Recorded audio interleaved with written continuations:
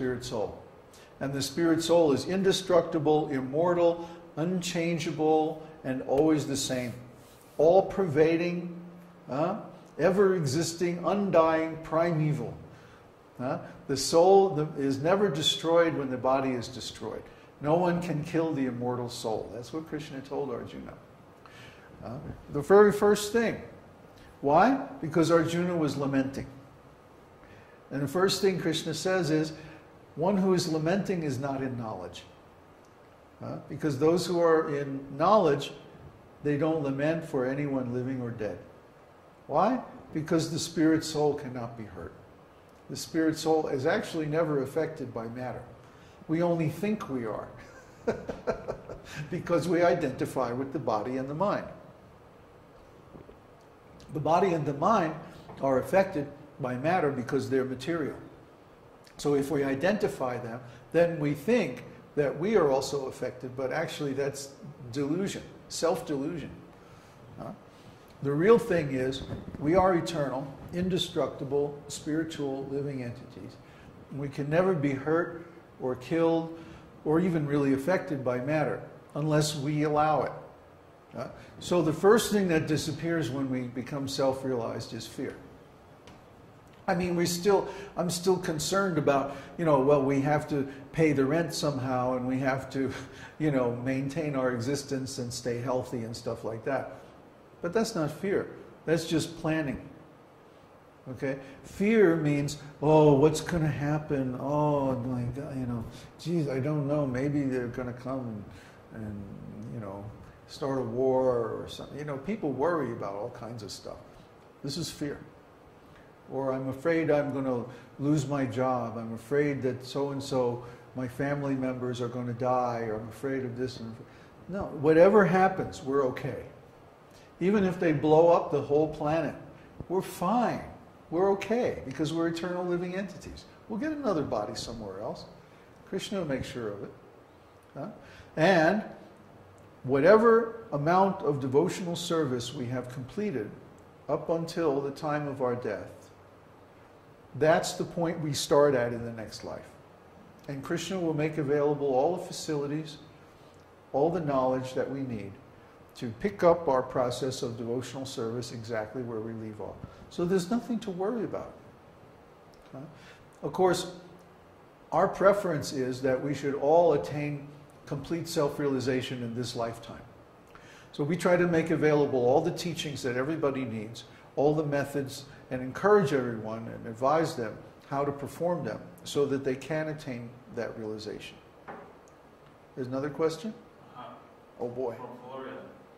Yesterday I heard a talk with Michael Cremo and they formulated the idea that the degradation of spirituality, religion, and society happens because of a decrease of pious souls, because they all go back to the spiritual world.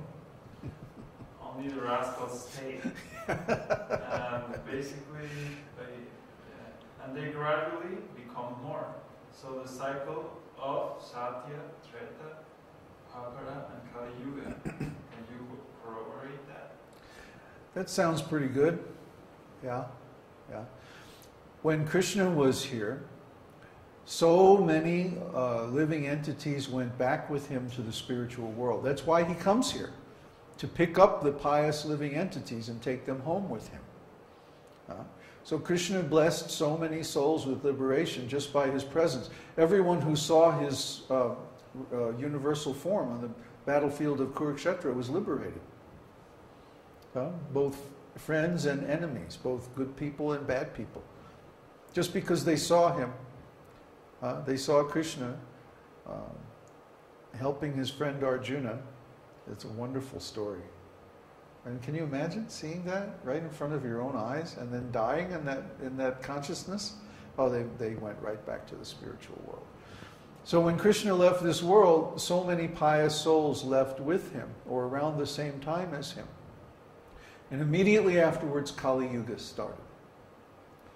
Yeah, so that's a good theory. For example, there's another story that in Lord Chaitanya's pastimes, one of his devotees prayed to him, O Lord Chaitanya, I cannot stand to see the sufferings of the conditioned living entities. Please give me all their karma and liberate all of them. Really wonderful prayer. So Lord Chaitanya said, okay, I'll liberate them all, but don't worry about taking their karma. I'll take care of that. So Lord Chaitanya liberated all the living entities in the universe 500 years ago. That means everybody that's here on planet Earth right now, they've just come to the planet Earth recently. Less than 500 years, because everyone 500 years ago was liberated when Lord Chaitanya went back to the spiritual world. So everyone who's on this planet right now is like new. And of course there are many neophytes, very, very neophyte. Even at the time of Lord Chaitanya, many of the living entities were, very developed in spiritual life. Right now, there's probably higher percentage of neophytes, than any time in history. But all these things are just material. I was going to say immaterial, but that's not really true. They're just material. The real spiritual situation is that anytime we can engage in devotional service and attain our real spiritual existence.